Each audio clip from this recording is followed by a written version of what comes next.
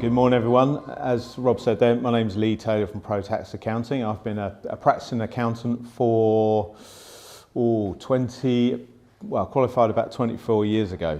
So I've got quite a lot of experience and I've seen a lot in business and been through a lot in business as well. So the type of clients that I work with are owner-managed businesses like ourselves.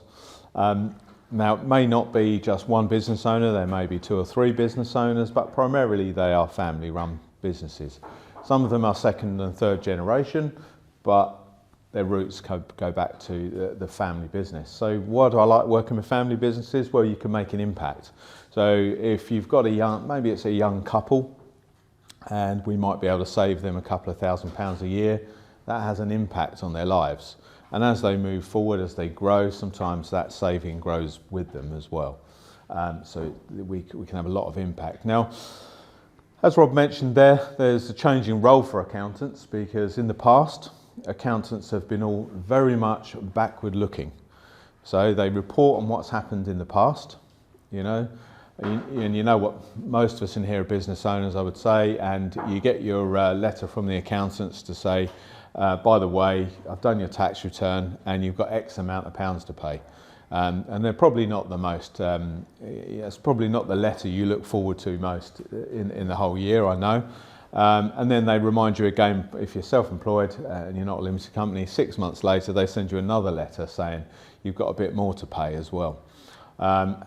Just to confirm that, then HMRC confirm it, and then you get another letter saying how much you've got to pay. And sometimes people leave things till last minute, and you might leave it till December time to sort your tax return out, and the accountant then, we produce a tax return and we tell you how much you've got to pay and give you about 3 or 4 weeks to pay the thousands of pounds that you've got to pay. And that's the way the accountancy services kind of have developed over years. So what we try and do now is do things a bit earlier. So we have from the 5th of April in a year to the 31st of Jan the next year to get these things sorted. So why don't we get this done earlier? Well, some of it's down to accountants. So years ago I heard a joke about a cobbler, a shoe mender, whereby someone took some shoes in and they left them there for, I think it was about 2 years, and he brought the ticket back in, and as he went in, the cobbler said, yeah, no problem, I have those for you for next week. So he still hadn't done them. And accountants were guilty of that because we didn't have a great deal of help in terms of software. So what's happened over the last few years, likes of QuickBooks, Xero, spelt with an X by the way, cash flow, there's lots of other softwares out there which are very collaborative. So, and when I mean collaborative, it's the client can do a bit of work on the software, they're cloud-based, so they're hosted somewhere in the ether. We would know where, but we don't need to know where. And we can all access that software potentially at the same time. So a lot of the time our clients raise their own sales invoices, but perhaps we reconcile their bank account, and reconcile is just a fancy word for pointing stuff in the right direction, really. So we would reconcile the bank account and finish off the bookkeeping, as it were. So if we can do that collaboratively, then that doesn't have to be left until January, does it? So in the case of a sole trader business, their year end is at the 5th of April, but there's no reason why each week or each month, potentially each day, they couldn't keep their records up to date. So what does that mean for business owners? So if you've got records up to date, surely at the end of this month, you can tell yourself how much you've earned in a month. Is that fair? Yeah. So if you know how much you've earned in this month, we could probably predict with some certainty what your tax bill is going to be, certainly for the year to date. So rather than it being the 3 weeks until you've got to pay thousands of pounds, it's actually you're learning these things so much earlier. If we've got all that up to date, we get to the 5th of April or the year end in the case of a limited company, and okay, we can produce the year end accounts, finalise the tax computations, finalise how much tax you've got to pay. which is all fantastic. It might be 6 months before you've got to pay it, and there's plenty of time to get that sorted. In addition to that then, if we've got some sort of track record of history in terms of income, expenditure, overheads, surely with some degree of certainty we can start to forecast.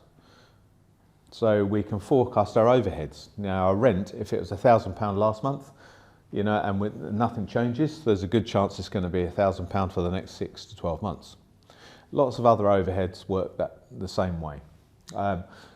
Okay, you can probably work out your profitability, with a bit of help. So we can work out what gross profit we need to pay those overheads, and we sure as hell should know the bottom line because we know what we want to earn.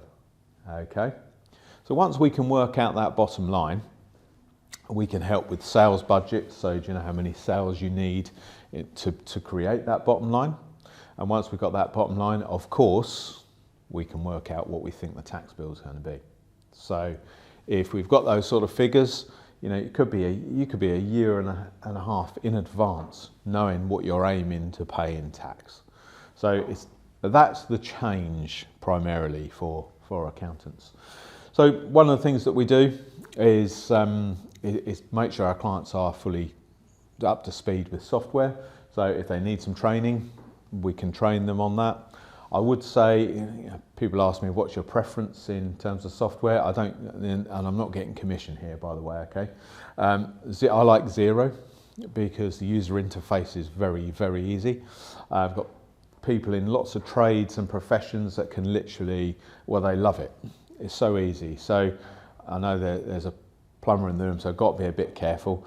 But I had a client many years ago as a plumber, and it seemed to me that they were all renowned for taking receipts and stuffing them down the front of the van windscreen. Whenever I saw a plumber's van, it had receipts in the windscreen, just all pushed in and stuffed in. But this client didn't do that anymore. They literally used to take a photo of them and submit them, and they're registered on the software automatically. So you don't have to sit there and type these things in, which helps. It certainly helps us. We haven't got to try and iron receipts and just to try and read them. But so that's the way clients collaborate, and we make sure they're fully up to speed on that. Lots of clients like to know what money they're making. Okay, and traditionally accounts, especially for limited companies, would be created 9 months or 8.5 months after their year ends, because they're due to be filed 9 months after their year end. So that's not really much help. If when you think about a year could be 12 months long, add another 8.5 months on. If there's a problem back here, surely you want to know here, not 9 months. It could be a year and a half after. So that's very, very helpful for a lot of clients. So the type of clients this works for, well, as I said, it's owner-managed businesses, whether it be trades, professions. Okay, some are more complex than others. I would say the building trade, sometimes there's a little bit more work to do there. If you've got subcontractors and you subcontract yourself, that can be a little bit more complicated in terms of accounting, especially if you're producing your own sales invoices, but it's nothing that you can't learn. So that's kind of an outline of what we do and how we do it. I'd certainly welcome any questions if anyone has any. I know. I was just going to ask, do you see this becoming compulsory later on down the line where you have to do sort of monthly? In all honesty, it may not happen in my lifetime, right. But yes. If I were the government, I would like, a bit like VAT, I would like to see tax declared on a quarterly basis or even a monthly basis. Even better, a bit like PAYE. So we submit PAYE details each month or each week, depending on how people are paid, and the revenue know how much tax is payable each month. So why can't we do that for self-employed? Well, it's called making tax digital or making tax difficult, depending on what your view is, and that's the way they're pushing this stuff now. You may recall that term being brought about firstly with VAT, which is fully making tax digital now, and now there's been some recent noise in the news about making tax digital for income tax as well. So not for limited companies, which does surprise me a little, because traditionally they keep better records than the self-employed or sole trader businesses, but I do see that moving forward on it. Certainly from a quarterly basis, potentially, a bit like you submit your VAT return, you submit your accounts. So. Wasn't there talk of making tax digital for landlords as well creeping in? Yeah, that's part of the income tax self-assessment rule. I do believe, I think I read somewhere else, it depends on how much you turn over. So I think it was a £30,000 sort of de minimis limit. So it's not going to be applicable to everyone, but for most. I mean, it should, again, that should be quite easily ascertainable, because a lot of people rent their properties through letting agents who, well, they produce a document. I mean, I prepare tax returns for people that have a letting agent. The letting agent sends me through the income and expenditure, and all we have to add on is any other expenditure that the client might have incurred. So, cool. So yeah. Thanks, Lee. Thank you very much.